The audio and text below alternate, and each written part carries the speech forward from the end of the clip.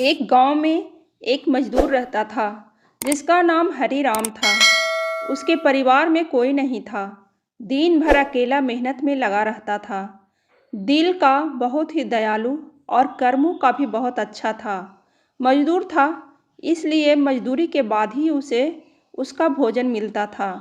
आगे पीछे कोई न था, इसलिए वो इस आजीविका से संतुष्ट था।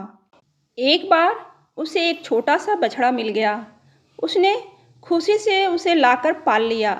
उसने सोचा आज तक वो अकेला था, अब वो इस बछड़े को अपने बेटे जैसा पालेगा। हरिराम का दिन उसके बछड़े से ही शुरू होता और उसी पर खत्म होता। वह रात दिन उसकी सेवा करता और उसी से अपने मन की बात करता। कुछ समय बाद बछड़ा बैल बन गया। उसकी जो सेवा हरिराम ने की थी, उससे वो बहुत ही सुंदर और बलशाली बन गया था। गांव के सभी लोग हरिराम के बैल की ही बातें किया करते थे। किसानों के गांव में बैल की भरमार थी, पर हरिराम का बैल उन सब से अलग था। दूर दूर से लोग उसे देखने आते थे। हर कोई हरिराम के बैल के बारे में बातें कर रहा था। हरिराम भी अपने बैल से एक बेटे की तरह ही प्यार करता था। भले खुद भूखा सो जाए, लेकिन उसे हमेशा भरपेट खिलाता था। एक दिन हरिराम के स्वप्न में शिव का नंदी बैल आया। उसने उससे कहा, हरिराम, तुम एक निस्वार्थ सेवक हो।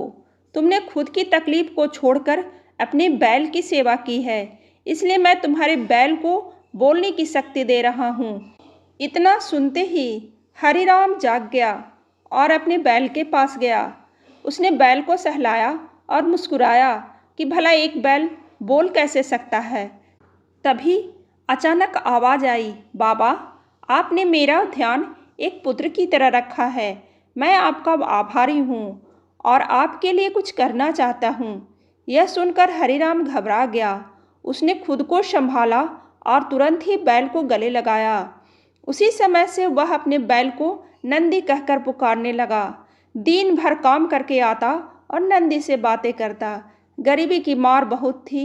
नंदी को तो हरिराम भरपेट देता था, लेकिन खुद भूखा सो जाता था। यह बात नंदी को अच्छी नहीं लगी। उसने हरिराम से कहा कि वो नगर के सेठ के पास जाए और शर्त रखे कि उसका बैल नंदी 100 गाड़ी खींच सकता है, और शर्त के रूप में सेठ से 1000 मुहरें ले लेना। हरिराम ने कहा, नंदी, तू पागल हो गया है। भला कोई बैल इतना भार वहन कर भी सकता है? मैं अपने जीवन से खुश हूँ, मुझे यह नहीं करना। लेकिन नंदी के बार बार आग्रह करने पर हरिराम को उसकी बात माननी पड़ी। एक दिन डरते डरते हरिराम सेठ लोकदयाल के घर पहुंचा। लोकदयाल ने उससे आने का कारण पूछा। तब हरिराम ने शर्त के बारे में कहा। सेठ जोर जोर से हंसने लगा। बोला, हरिराम, बैल के साथ रहकर क्या तुम्हारी सोच भी बैल जैसी हो गई है? अगर शर्त हार गए तो 1000 मुहर के लिए तुम्हें अपनी झोपड़ी तक बेचनी पड़ेगी। यह सुनकर हरिराम और अधिक डर गया, लेकिन मुंह से निकली बात पर मुकर भी नहीं सकता था।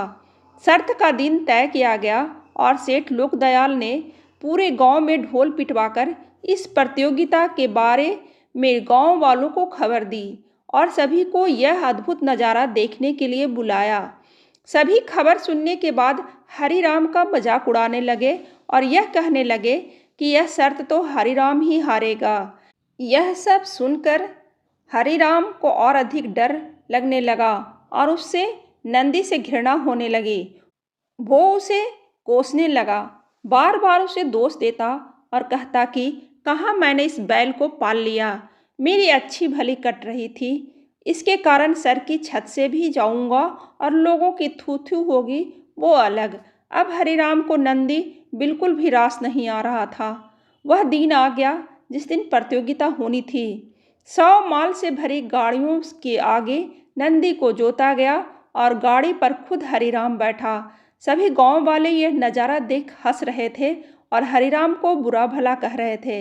हरिराम ने नंदी से कहा, देख, तेरे कारण मुझे कितना सुनना पड़ रहा है।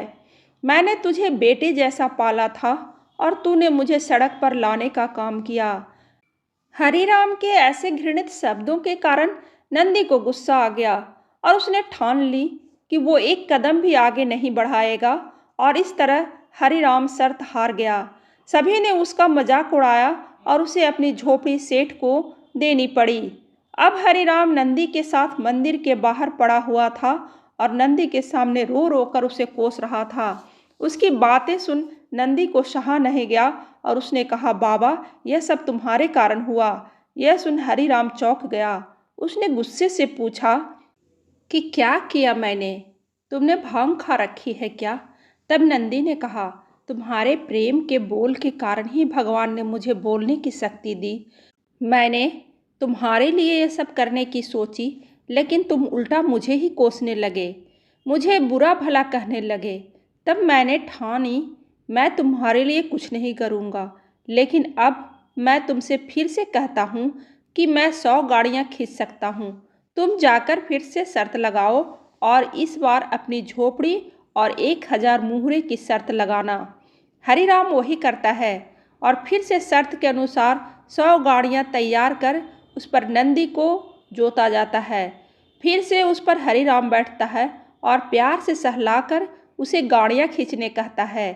इस बार नंदी यह कर दिखाता है जिसे देख सब स्तब्ध रह जाते हैं और हरिराम शर्त जीत जाता है।